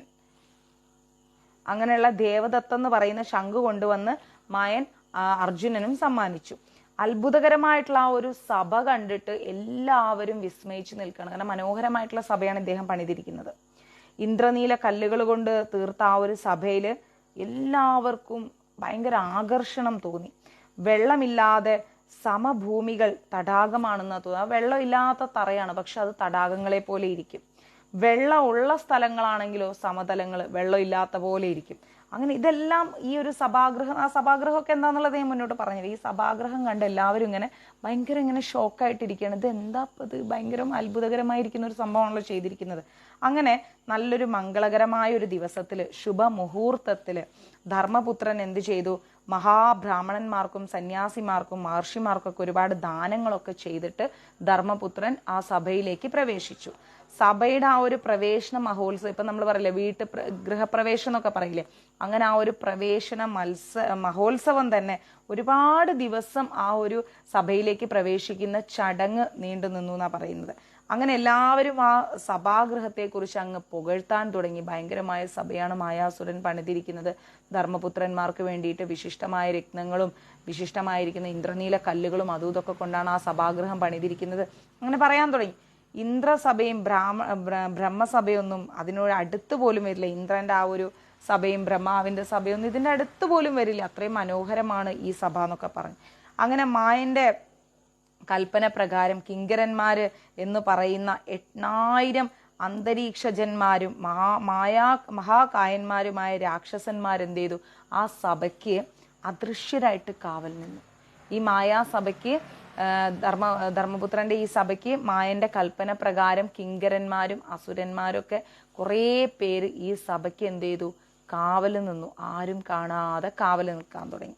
ഒരു ദിവസം ആ സഭയില് പാണ്ഡവ ശ്രേഷ്ഠന്മാരും മഹാജനങ്ങളും മഹർഷിമാരും ഒക്കെ ഇരിക്കുന്ന സമയത്ത് അതിതേജസ്വിയായ നാരദമുനി എന്ത് ചെയ്തു? അദ്ദേഹത്തിന്റെ ലോകസഞ്ചാരം, നാരദമുനിയുടെ ജോലി എന്ന് പറഞ്ഞാൽ ലോകസഞ്ചാരമാണ്. ലോകസഞ്ചാരത്തിനിടയിൽ ഈ സഭയിലോട്ട് നാരദമുനി വന്നു. ഈ സഭയിലേക്ക് ഒരു ദിവസം പെട്ടെന്ന് എല്ലാവരും ഇരിക്കുന്ന സമയത്ത് നാരദമുനി കയറി വന്നു. അങ്ങനെ ധർമ്മപുത്രൻ എന്ത് ചെയ്ത് അനുജന്മാരുടെ കൂടെ ചെന്നിട്ട് അദ്ദേഹത്തെ എതിരേറ്റു. നാരദമുനിയെ പോയിട്ട് എതിരേറ്റു. അങ്ങനെ എന്തുണ്ടായി? ഭക്തോത്തമനായ നാരദൻ എന്നാ പറയുന്നത്. ഭക്തോത്തമനായ നാരദൻ എന്ത് ചെയ്ത്? മഹാജ്ഞാനിയും സർവ്വവിദ്യാപാരംഗതനുമാണെന്നുള്ള കാര്യം നമുക്കൊക്കെ അറിയാം. അദ്ദേഹം ഭയങ്കര ജ്ഞാനിയുമാണ്. എല്ലാ വിദ്യകളും അദ്ദേഹത്തിന് അറിയും ചെയ്യും. ആർക്ക്? നാരദന്. ലോക സംഗ്രഹത്തിനായിട്ട് എല്ലാവർക്കും ജ്ഞാനോപദേശം ചെയ്യുന്ന അദ്ദേഹം കുശല പ്രശ്നം എന്ന വ്യാജേന ധർമ്മപുത്രന്മാർക്ക് എന്ത് ചെയ്തു? ഒരു വിശിഷ്ട രാജാവ് അനുസരിക്കേണ്ട രാജനീതികളൊക്കെ ഉപദേശിച്ചു കൊടുത്തു. അദ്ദേഹം എല്ലാവർക്കും ലോകത്തിന്റെ നന്മയ്ക്ക് വേണ്ടി നാരദമുനി എല്ലാവർക്കും ജ്ഞാനം ഉപദേശിക്കും. അങ്ങനെ ആ ഒരു ഉപദേശം എന്ന നിലയിൽ അദ്ദേഹം എന്താ ചെയ്തത്? വിശേഷങ്ങളൊക്കെ ചോദിക്കാൻ വന്നു. അങ്ങനെയുള്ള ഒരു സംസാരത്തിനിടയിൽ അദ്ദേഹം എന്താ ചെയ്തതെന്നറിയോ? ധർമ്മപുത്രന്മാർക്ക് ഒരു ഉപദേശം കൊടുത്തു. വിശിഷ്ടനായ ഒരു രാജാവ് എങ്ങനെയാണ് രാജനീതികളൊക്കെ പാലിക്കേണ്ടത് എന്ന ഉപദേശമൊക്കെ കൊടുത്തു. അങ്ങനെ അവരുടെ സംശയങ്ങളും എല്ലാം തീർത്തു കൊടുത്തു. ഉത്തമ രാജനീതിക്കനുസരിച്ച് രാജ്യം ഭരിക്കാന്ന് നാരദമുനിക്ക് ഈ ധർമ്മപുത്രന്മാര് വാക്കുകൊടുത്തു. ഓക്കെ. അതിനുശേഷം മായൻ നിർമ്മിച്ചു നൽകിയ ആ സഭയുടെ മഹത്വത്തെ പറ്റി മുനിയോട് ചോദിച്ചു. ഈ സഭയുടെ മഹത്വവും കൂടെ ഞങ്ങൾക്കൊന്ന് പറഞ്ഞു തരണം എന്ന് പറഞ്ഞു. അപ്പൊ പറയണ, അല്ലയോ മുനെ, അങ്ങ് പല ലോകങ്ങളിലും സഞ്ചരിച്ച് പല തരത്തിലുള്ള അത്ഭുത സംഭവങ്ങളൊക്കെ അങ്ങ് കണ്ടറിഞ്ഞിട്ടുണ്ടല്ലോ. ഈ നാരദമുനിയോട് ചോദിക്കാണ്, കണ്ടറിഞ്ഞിട്ടുണ്ടല്ലോ. ഇത്തരത്തിലുള്ളതോ ഇതിലും മെച്ചപ്പെട്ടതോ ആയ സഭ അങ്ങ് എവിടെങ്കിലും കണ്ടിട്ടുണ്ടോ ഇതിനു മുമ്പേ എന്ന് ചോദിച്ചു. അപ്പൊ നാരദമുനി പറയാണ്, മഹാരാജാവേ, അങ്ങയുടെ ഈ സഭയെ പോലൊന്ന് ഈ മനുഷ്യന്മാരുടെ ലോകത്തിലൊന്നുമില്ല, എവിടെയില്ല. മാത്രമല്ല ഇന്ദ്രസഭ, യമരാജസഭ, വരുണസഭ, കുബേരസഭ, ഇങ്ങനെ കുറെ സഭകളുണ്ട്. ബ്രഹ്മസഭ, അങ്ങനെ കുറെ സഭകളുണ്ട്. ഇതൊന്നിനോടും ഈ ഒരു സഭ അടുത്ത് വരില്ല. ഇത് ഭയങ്കര വലിയ സഭയാണ് എന്ന് പറഞ്ഞു. അപ്പൊ പറഞ്ഞു, ഇത് കേട്ടപ്പം നമ്മുടെ ധർമ്മപുത്രന് ഒരാഗ്രഹം. ഈ ഇന്ദ്രസഭ, യമരാജസഭ, വരുണസഭ, കുബേരസഭ, ബ്രഹ്മസഭ എന്നൊക്കെ അങ്ങ് പറഞ്ഞല്ലോ. ഈ സഭയുടെ ഒക്കെ മാഹാത്മ്യം എന്താണ്? അതൊന്ന് പറഞ്ഞു തരണം എന്ന് പറഞ്ഞു. അതനുസരിച്ച് നാരദമുനി എന്ത് ചെയ്തു? ഓരോ സഭകളെ കുറിച്ചും വിസ്തരിച്ച് അങ്ങ് പറയാൻ തുടങ്ങി. ദിവ്യ ലോകങ്ങളിലുള്ള സഭകളുടെ സ്വരൂപത്തെ പറ്റി മഹത്വത്തെ പറ്റിയൊക്കെ പറഞ്ഞു കേട്ടപ്പോൾ യുധിഷ്ഠിരന് ഒരു സംശയം. എന്താ സംശയം? ഇന്ദ്രസഭയില് ഹരിശ്ചന്ദ്രൻ എന്ന് പറയുന്ന ഒരു രാജർഷി മാത്രമേ ഉള്ളുവെങ്കിൽ എന്തുകൊണ്ടാണ് അതിന് കാരണം? എന്തുകൊണ്ടാണ് അദ്ദേഹം മാത്രം ഒരു രാജർഷി മാത്രം ഹരിശ്ചന്ദ്രൻ അദ്ദേഹം മാത്രം ഉള്ളെങ്കിൽ എന്താണ് അതിന് കാരണം? ഏത് തരത്തിലുള്ള പുണ്യം ചെയ്തതുകൊണ്ടാണ് ഈ ഹരിശ്ചന്ദ്രന് ഇന്ദ്രലോകത്ത് താമസിക്കാൻ സാധിച്ചിരിക്കുന്നത്? പിന്നെ പിതൃലോകത്തില് പാണ്ഡുരാജാവിനെ കണ്ടെന്ന് നാരദൻ പറഞ്ഞപ്പോ അദ്ദേഹം പറഞ്ഞപ്പോ അദ്ദേഹം എന്തു പറഞ്ഞെന്നും കൂടെ ധർമ്മപുത്രന് അറിയാനൊരാഗ്രഹം. എന്താണ് പാണ്ഡുരാജാവ് പറഞ്ഞത്? ഇതൊക്കെ അറിയാൻ നമ്മുടെ ധർമ്മപുത്രനൊരു ആഗ്രഹം വന്നു. അപ്പൊ നാരദമുനി പറയാണ്, ഹരിശ്ചന്ദ്രൻ ഭൂമിയിൽ രാജാവായിട്ട് ഇങ്ങനെ വാഴുന്ന സമയത്ത് സപ്തദീപങ്ങളെയും ജയിച്ചിട്ട് എല്ലാ രാജാക്കന്മാരെയും കീഴടക്കിയിട്ട് അവരിൽ നിന്നൊക്കെ കപ്പം വാങ്ങിയിട്ട്, അതായത് ടാക്സ് ഒക്കെ വാങ്ങിയിട്ട് രാജസൂയ മഹായാഗം ഹരിശ്ചന്ദ്രൻ ഭൂമിയിൽ നടത്തിയിട്ടുണ്ടായിരുന്നു. എന്താണ്? രാജസൂയ മഹായാഗം നടത്തി. അങ്ങനെ എല്ലാ രാജാക്കന്മാരും എന്ത് ചെയ്ത് അദ്ദേഹത്തിന്റെ ആധിപത്യത്തെ സമ്മതിച്ച് ധാരാളം ധനധാന്യങ്ങളൊക്കെ രാജസൂയ യജ്ഞത്തിനായിട്ട് നൽകി. രാജസൂയ യാഗം ചെയ്യുന്ന സമയത്ത് രാജാക്കന്മാരെല്ലാവരും ഇന്ദ്രസഭയിൽ ചെന്ന് സന്തോഷവാന്മാരായി പ്രക്ഷോഭിച്ചിങ്ങനെ ഇരിക്കും. അല്ലയോ രാജാവേ, പിതൃലോകത്തിൽ വെച്ച് അങ്ങയുടെ അച്ഛനായ പാണ്ഡു രാജസൂയ യാഗം ചെയ്തു കഴിഞ്ഞാൽ എന്താ സംഭവിക്കുക? അവര് ഇന്ദ്രസഭയിൽ ചെന്നിട്ട് സന്തോഷവാന്മാരായിട്ട് ഇങ്ങനെ ഇരിക്കുന്നു പറഞ്ഞു. അങ്ങനെയാണ് നമ്മുടെ ഈ പറയുന്ന ഹരിശ്ചന്ദ്രനും ഭൂമിയിൽ രാജസൂയ യാഗം നടത്തിയിട്ട് അവിടെ ഇന്ദ്രലോകത്തേക്ക് പോയത്. പിന്നെ അദ്ദേഹം ചോദിക്കുകയാണ്, നമ്മുടെ ധർമ്മപുത്രൻ ചോദിക്കുകയാണ്, അല്ലയോ രാജാവേ, പിതൃലോകത്തിൽ വെച്ച് ഞങ്ങളുടെ അച്ഛനായ പാണ്ഡു അങ്ങയോട് എന്തെങ്കിലും പറയാനായിട്ട് ഏൽപ്പിച്ചിട്ടുണ്ടോ എന്ന് ചോദിച്ചു. അപ്പൊ പറയാണ്, അനുജന്മാരുടെ സഹായത്തോടു കൂടി എല്ലാം കീഴടക്കിയിട്ട് രാജസൂയ യാഗം നടത്തണം എന്നാണ് പാണ്ഡു രാജാവ് പറഞ്ഞതെന്ന് പറഞ്ഞു. അങ്ങനെ യാഗം ചെയ്യാന്ന് പാണ്ഡുവിനോട് പ്രതിജ്ഞ ചെയ്തിട്ടാണ് ഞാൻ ഇങ്ങോട്ട് വന്നിരിക്കുന്നത്. രാജസൂയ യാഗം എന്ന് പറഞ്ഞാൽ മഹത്തായിട്ടുള്ളൊരു യാഗമാണ്. അതിനൊരുപാട് തടസ്സങ്ങൾ ഉണ്ടാവും. എന്നിട്ടോ എങ്കിലും അങ്ങേക്ക് വിജയം വരട്ടെ എന്നൊക്കെ പറഞ്ഞു. എന്നിട്ട് യാത്ര പറഞ്ഞു പോവാന്നും പറഞ്ഞു പോയി. എന്നിട്ട് ഇത്രയും പറഞ്ഞിട്ട് നാരദ മുനി സന്തോഷത്തോടുകൂടി അദ്ദേഹവും മടങ്ങി. യുധിഷ്ഠിര മഹാരാജാവ് എന്ത് ചെയ്തു? അച്ഛൻ പറഞ്ഞതനുസരിച്ചുകൊണ്ട് നാരദന്റെ നിർദ്ദേശം അനുസരിച്ചിട്ട് ഈ രാജസൂയ യാഗം ചെയ്യുന്നതിനെ പറ്റി യുധിഷ്ഠിരൻ ഇങ്ങനെ ആലോചിക്കാൻ തുടങ്ങി. എങ്ങനെയെങ്കിലും രാജസൂയ യാഗം നടത്തണം.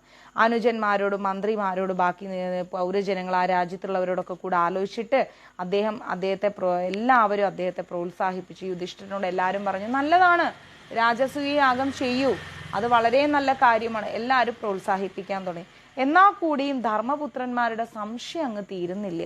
ചക്രവർത്തിമാർ ചെയ്യേണ്ട ഒരു യാഗമാണത്. ഒട്ടേറെ ധനവും കുറെ സംഭരണങ്ങളൊക്കെ വേണം. ശത്രുക്കളായി ആരുണ്ടാവാൻ പാടില്ല. എങ്ങനെയുള്ള വിഘ്നങ്ങളാണ് നമുക്ക് വന്നു ചേരുക? ഈ യാഗം നടത്തുമ്പോൾ എന്തൊക്കെ തടസ്സങ്ങളാണ് ഉണ്ടാവുക? ഇങ്ങനെ ഒരുപാട് സംശയങ്ങളായിട്ട് ഇങ്ങനെ ഇരിക്കുന്ന സമയത്ത് വ്യാസദേവനും അവരുടെ കുലഗുരുവായ ധൗമ്യനും കൂടെ അവിടെ വന്നു. അപ്പൊ ധർമ്മപുത്രൻ എന്ത് ചെയ്തു? ഇങ്ങനെ രാജസൂയ യാഗം നടത്തണം എന്ന് അതെന്റെ ആഗ്രഹമാണ്, ഇതിന് വിഘ്നങ്ങളൊക്കെ ഉണ്ടാവും, ഞാൻ ഇനി എന്താണ് ചെയ്യേണ്ടത് എന്നതിനെ കുറിച്ചൊക്കെ ഇങ്ങനെ സംസാരിച്ചു. സർവദാ ധർമ്മപുത്രൻ അതിന് അർഹതനാണെന്ന് രാജാവ് പറഞ്ഞു. ആര് പറഞ്ഞു? നമ്മുടെ വ്യാസദേവനും ധൗമ്യനും പറഞ്ഞു, അങ്ങ് അതിന് അർഹനാണ്, അങ്ങ് അത് നടത്തിക്കോളൂ എന്ന് പറഞ്ഞു. ലോകത്തിന്റെ നന്മയ്ക്ക് വേണ്ടിയാണെങ്കിലും ഇത്രയും വലിയൊരു കർമ്മം ചെയ്യാന്ന് പറയുന്നത് നല്ലതാണ്. അത് ഏറ്റെടുക്കുന്നതിൽ കൃഷ്ണന്റെ അഭിപ്രായവും കൂടി നമുക്കൊന്ന് അറിയാം. അദ്ദേഹം ഭഗവാനെ കൂട്ടിക്കൊണ്ടുവരാൻ വേണ്ടിയിട്ട് എന്ത് ചെയ്തു? ദ്വാരകയിലേക്ക് ആളെ വിട്ടു. ധർമ്മപുത്രൻ എന്ത് ചെയ്തു? കൃഷ്ണനെ കൂട്ടിക്കൊണ്ടുവരാൻ വേണ്ടി ദ്വാരകയിലേക്ക് ആളെ വിട്ടു. അങ്ങനെ ദൂതൻ വന്നിട്ട് ധർമ്മപുത്രൻ കൃഷ്ണനെ കാണാൻ ആഗ്രഹിക്കുന്നു എന്ന് ഭഗവാനോട് പറഞ്ഞു, കൃഷ്ണനോട് പറഞ്ഞു. അപ്പൊ കൃഷ്ണൻ എന്ത് ചെയ്ത്? കുറെ പരിവാരങ്ങളൊക്കെ ആയിട്ട് തേരെടുത്തിട്ട് തേരിൽ അങ്ങോട്ട് പുറപ്പെട്ടു. അങ്ങനെ പാണ്ഡവന്മാരുടെ രാജധാനിയിൽ എത്തിയിട്ട് കുന്തി ദേവിയുടെ അടുത്തേക്ക് പോയിട്ട് ആദ്യം കൃഷ്ണൻ നമസ്കരിച്ചു. ഭഗവാൻ വന്നിട്ടുണ്ടെന്ന് അറിഞ്ഞപ്പോഴേക്കും നല്ല രാജോചിതമായിരിക്കുന്ന രീതിയിൽ തന്നെ യുധിഷ്ഠിരൻ എന്ത് ചെയ്തു? ഭഗവാനെ സ്വീകരിച്ചു.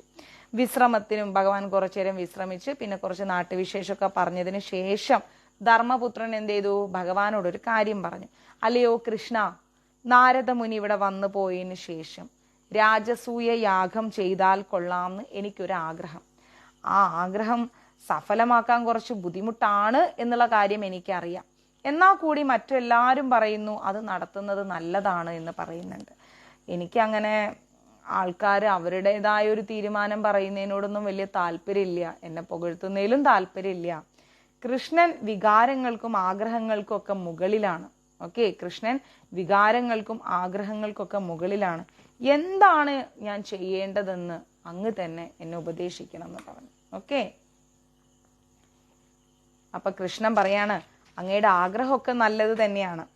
ചക്രവർത്തി പദത്തിനും രാജസൂയ യാഗത്തിനൊക്കെ നിർവഹണത്തിനൊക്കെ അങ്ങ് അർഹനാണ്, അത് കറക്റ്റ്. എന്നാൽ ഒരുപാട് പ്രതിസന്ധികൾ അതിലുണ്ടാവും. ജരാസന്ധൻ എന്ന് പറയുന്ന ഒരു പ്രബലനായ ശക്തിയുള്ള ഒരു രാജാവുണ്ട്. അവൻ ക്ഷത്രിയ വംശത്തിന്റെ ഐശ്വര്യമൊക്കെ അടക്കി വെച്ചിട്ട് എല്ലാ രാജാക്കന്മാരെയും ജയിച്ചിട്ട് ചക്രവർത്തി പദത്തിന് താനാണ് അർഹനെന്നും പറഞ്ഞ് ഞെളിഞ്ഞിങ്ങനെ നടക്കുകയാണ്. ആര്? നമ്മുടെ ജരാസന്ധൻ എന്ന് പറയുന്ന രാജാവ്. ശിശുപാലൻ, അതുപോലെ കാരുഷൻ, ദന്തവക്രതൻ, അങ്ങനെ ഒരുപാട് രാജാക്കന്മാര് അയാളെ സേവിക്കുന്നുമുണ്ട്.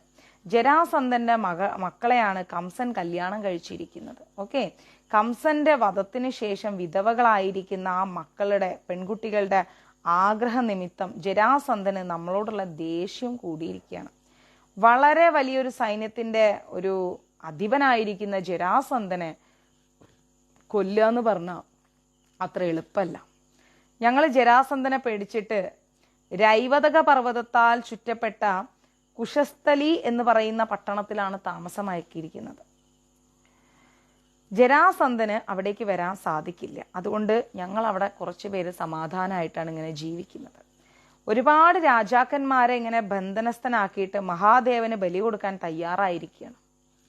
ഒരുപാട് രാജാക്കന്മാരെ ഈ ജരാസന്ധൻ ബന്ധനസ്ഥനാക്കിയിട്ട് മഹാദേവനാണ് ബലി കൊടുക്കാൻ പോകുന്നത്. ഭവാൻ രാജസൂയം നടത്തുന്നുണ്ടെങ്കിൽ ജരാസന്ധനെ വധിക്കുകയും ആ രാജാക്കന്മാരൊക്കെ മോചിപ്പിക്കുകയും ചെയ്യണം. അത് സാധിച്ചാൽ കാര്യങ്ങളൊക്കെ എളുപ്പമായിട്ട് നടക്കും. കൃഷ്ണൻ പറഞ്ഞു കൊടുക്കാണ് കേട്ടോ. അതുകൊണ്ട് ജരാസന്ധ വധത്തിനുള്ള വഴിയാണ് ആദ്യം ചിന്തിക്കേണ്ടത്. ഇതാണ് എൻ്റെ അഭിപ്രായം, കൃഷ്ണൻ പറഞ്ഞു. അപ്പൊ ധർമ്മപുത്രൻ പറയാണ്, അല്ലയോ കൃഷ്ണ, അങ്ങ് തന്നെയല്ലേ എല്ലാത്തിനും പ്രമാണം, എല്ലാത്തിനും ആധാരം അങ്ങ് തന്നെയല്ലേ.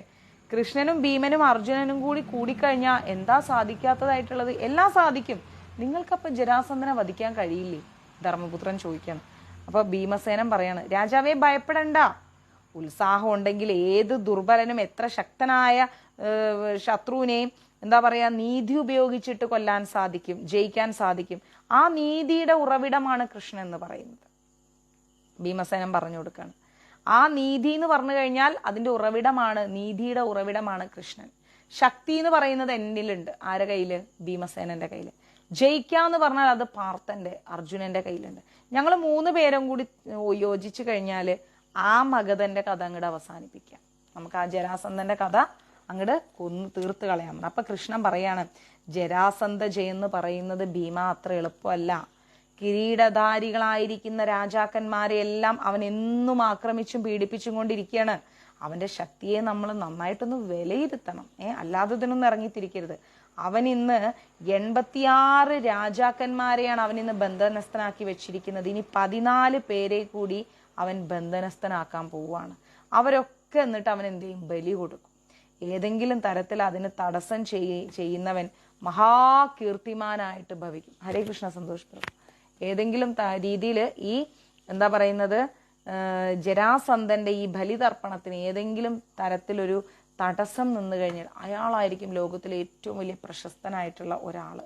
മാത്രമല്ല സാമ്രാട്ടായി വരും. കാരണം ജരാസന്ധനെയാണ് ഇല്ലായ്മ ചെയ്യാൻ പോകുന്നത്. അത് കേട്ടിട്ട് കുറച്ച് നിരാശാഭാവത്തിൽ ധർമ്മപുത്രൻ പറഞ്ഞു, ചക്രവർത്തി പദം മോഹിച്ച് ഞാൻ എങ്ങനെ നിങ്ങളെ അയക്കും? എനിക്ക് അയക്കാൻ പറ്റില്ല. ഭീമാർജുനന്മാര് എൻ്റെ 2 കണ്ണുകളാണ്. ആര് പറയാണ്? നമ്മുടെ ധർമ്മപുത്രൻ പറയാം. ചക്രവർത്തി പദം കിട്ടും, വലിയ പ്രശസ്തി കിട്ടും, സാമ്രാട്ടാവും എന്നൊക്കെ പറഞ്ഞിട്ട് ഞാൻ എങ്ങനെയാണ് നമ്മുടെ ഈ ഭീമനെയും അർജുനനെയും ജരാസന്ധന്റെ അടുത്തേക്ക്, സാരില്ല സുശീല മാതാജി, ജരാസന്ധന്റെ അടുത്തേക്ക് ഞാൻ അയക്കുന്നത്? ഈ ഭീമനും അർജുനനും പറഞ്ഞു കഴിഞ്ഞാൽ എൻ്റെ 2 കണ്ണുകളാണ്. കൃഷ്ണൻ എൻ്റെ മനസ്സാണ്. ധർമ്മപുത്രൻ പറയാണ്, മഹാശക്തവും അജയ്യവുമായ ഒരു സൈന്യത്തോടെ അല്ലാതെ നിങ്ങൾക്ക് അവരെ നേരിടാൻ പറ്റുമോ? വല്ല അനർത്ഥവും സംഭവിച്ചാൽ പിന്നെ, നിങ്ങൾക്ക് എന്തെങ്കിലും ആപത്ത് സംഭവിച്ചാൽ പിന്നെ ധർമ്മപുത്രനായ ഞാൻ ജീവിച്ചിരിക്കില്ല. അതുകൊണ്ട് ഈ കാര്യം, ഈ യാഗം വേണ്ട, ഞാൻ ഉപേക്ഷിക്കുകയാണ്. രാജസൂയയാഗം അത് ശരിയാവില്ല, അത് നടക്കാത്ത കാര്യമാണ് ധർമ്മപുത്രൻ പറഞ്ഞു. അത് കേട്ടപ്പോൾ നമ്മുടെ അർജുനൻ പറയാണ്, ധൈര്യവും ഉത്സാഹവും ഉണ്ടെങ്കിൽ നേടാൻ കഴിയാത്തതായിട്ട് ഒന്നുമില്ല. ധൈര്യവും ഉത്സാഹവും ഉണ്ടോ എല്ലാം നേടാൻ പറ്റും. അങ്ങ് രാജസൂയം നടത്തണം എന്ന് അവിടുന്ന് ആഗ്രഹിച്ചു അല്ലെ? അത് നടത്തണം. ആഗ്രഹിച്ചിട്ടുണ്ടെങ്കിൽ അത് നടത്തണം. ജരാസന്ധ വധവും രാജാക്കന്മാരുടെ രക്ഷയും യാഗത്തിന് വേണ്ടി നമ്മൾ ചെയ്യുമ്പോൾ അതിലും മഹത്തായിട്ടുള്ള കാര്യം എന്താ ഉള്ളത്? വേറൊന്നുമില്ല. ഉത്സാഹി ലഭതേ കാര്യം എന്നാണ് പറയുന്നത്. അതുകൊണ്ട് ശത്രുക്കളോട് പോരാടണം, രാജസൂയം നടത്തണം, അത് തീർച്ചപ്പെടുത്തണം. അതാണ് എൻ്റെ അഭിപ്രായം. അർജുനൻ പറഞ്ഞു കൊടുക്കണം, അതാണ് എൻ്റെ അഭിപ്രായം. ഒരിക്കലും ശത്രുക്കളെ പേടിച്ചിട്ടൊന്നും യാഗകാര്യത്തിൽ നിന്നൊന്നും പിന്മാറുന്നത് ശരിയല്ല. അതൊന്നും ശരിയായ ഏർപ്പാടല്ല. അപ്പോ കൃഷ്ണൻ എന്ത് ചെയ്ത്? അർജുനന്റെ ആ ഒരു അഭിപ്രായത്തെ അങ്ങ് പിന്താങ്ങി. എന്നിട്ട് കൃഷ്ണൻ പറയാണ്, യുദ്ധം ചെയ്യാത്തത് കൊണ്ട് മരണം ഒഴിവായി കിട്ടിയല്ലോ. യുദ്ധം ചെയ്യാത്തത് കൊണ്ട് മരണം ഒഴിവായി കിട്ടില്ലല്ലോ. നയത്തോടുകൂടി സമീപിച്ചാൽ നമുക്ക് ഏത് കാര്യവും സാധിക്കാൻ പറ്റും. ജരാസന്ധൻ എന്ത് ചെയ്തു? സർവാന്തരാമിയായ സർവേശ്വരനാണെന്ന് നടിക്കുന്നത്. ജരാസന്ധന്റെ വിചാരം അവനാണ് എല്ലാത്തിനും അധിപതിയായ സർവേശ്വരൻ എന്നാണ്. അവനെ നശിപ്പിക്കാന്ന് പറഞ്ഞാൽ നമ്മുടെ കടമയാണ്. കൃഷ്ണൻ പറയണം അവനെ നശിപ്പിക്കാന്ന് പറഞ്ഞാൽ നമ്മുടെ കടമയാണ്. അത് സാധിക്കുന്നു തന്നെയാണ് എൻ്റെ വിശ്വാസം. അതല്ല അവനെ കൊല്ലുമ്പോൾ മറ്റുള്ളവരാരെങ്കിലും വന്നിട്ട് നിങ്ങളെ കൊല്ലുകയാണെങ്കിൽ, നിരപരാധികളായ കുറെ രാജാക്കന്മാരുടെ ജീവന് വേണ്ടിയിട്ട് നമ്മളുടെ ജീവൻ ബലി കൊടുത്തു എന്നുള്ളൊരു പേര് നമുക്ക് ലഭിക്കുമല്ലോ. അങ്ങനെ ഒരു ഖാദി, അങ്ങനെ ഒരു ഇത് കിട്ടുമല്ലോ. എന്തായാലും നമ്മൾ മരിക്കും. ഒന്നുകിൽ അവനെ നമ്മൾ കൊല്ലും, അപ്പൊ നമുക്ക് നല്ല പേര് കിട്ടും. ഇനി അവനെ കൊല്ലാൻ ശ്രമിക്കുന്നതിനിടയിൽ നമ്മൾ മരിച്ചു പോയാൽ, കുറെ പാവങ്ങളായ രാജാക്കന്മാരെ ബലി കൊടുക്കുന്നതിന്റെ ഇടയിൽ, അവരെ ജീവൻ രക്ഷിക്കുന്നതിന്റെ ഇടയിൽ നമ്മൾ മരിച്ചു എന്നുള്ളൊരു പേരല്ലേ നമുക്ക് ലഭിക്കുന്നത്. രണ്ടായാലും മരണം ഉറപ്പാണ് എന്ന് പറഞ്ഞു. അങ്ങനെ ജരാസന്ധൻ ആരാണെന്നും അവൻ എങ്ങനെ ഇത്രയും വീരപരാക്രമങ്ങൾ ഉണ്ടായാൽ കൊള്ളാന്നുള്ളതൊക്കെ, എങ്ങനെയാണ് അവൻ ഇത്രയും വീരപരാക്രമങ്ങൾ ഉണ്ടായത്, ആരാണ് ഈ ജരാസന്ധൻ, ഇതൊക്കെ അറിയണം എന്നുള്ള ആഗ്രഹം ആര് പറഞ്ഞു? യുധിഷ്ഠിരൻ പറഞ്ഞു. അപ്പോ കൃഷ്ണൻ നമ്മുടെ ജരാസന്ധരന്റെ കഥ പറയാൻ പോവാണ്. ഓക്കെ, കൃഷ്ണൻ എന്താ ചെയ്യാൻ പോകുന്നത്? ജരാസന്ധന്റെ കഥ പറയാൻ പോവാണ്. ബാക്കി നമുക്ക് നാളെ എടുത്താൽ പോരെ? ജരാസന്ധന്റെ കഥ നാളെ എടുക്കാം. ഓക്കെ, ഒരു മിനിറ്റ് മാതാജി ഇപ്പൊ പറഞ്ഞുതരാം.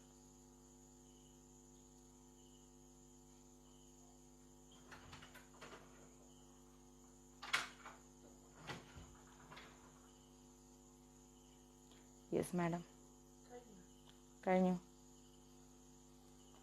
ഏകാദശി 12-നാണ് മാതാജി, 11-നല്ല കേട്ടോ. നമ്മൾ വൈഷ്ണവ കലണ്ടറാണ് നോക്കുക. നമ്മുടെ ഇപ്പത്തെ കലണ്ടർ പ്രകാരം മീനു മാതാജി ഓടിയുണ്ട്. കഴിഞ്ഞ ഞാൻ പറഞ്ഞു കഴിഞ്ഞു എന്ന് പറഞ്ഞ് കഴിഞ്ഞില്ലാനുള്ള കാര്യം അറിയില്ലായിരുന്നു. നമ്മുടെ സാധാ കലണ്ടർ നോക്കുമ്പോൾ 11ഉം 12ഒക്കെ ഏകാദശി കാണിക്കുന്നുണ്ട്. പക്ഷെ 12-നാണ് നമുക്ക് ഏകാദശി വരുന്നത്. എന്താ പറയാ, പരമ ഏകാദശിയാണ്. 13-നാണ് നമുക്ക് പാരണ വരുന്നത്.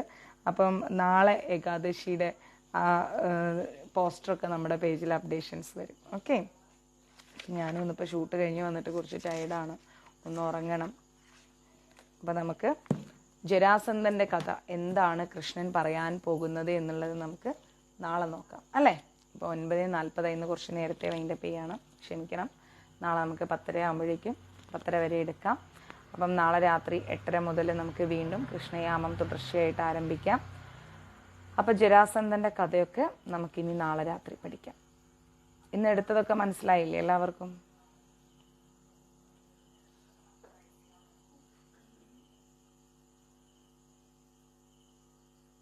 മനസ്സിലായിട്ടുണ്ട്.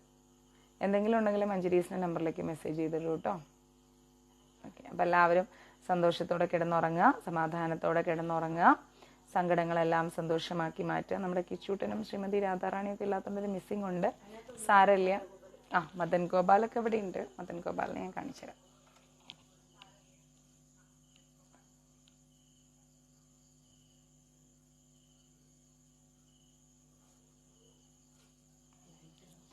ഓക്കെ, അപ്പം ഇനി നമുക്ക് നാളെ കാണാം. ഓക്കെ, ഹരേ കൃഷ്ണ, സർവം കൃഷ്ണാർപ്പണമസ്തു. പ്രഭുപാത് കി ജയ്, ഗുരു മഹാരാജ് കി ജയ്, രാധാ പവനപുരേഷൻ കി ജയ്. ഹരേ കൃഷ്ണ, നാളെ കാണാം.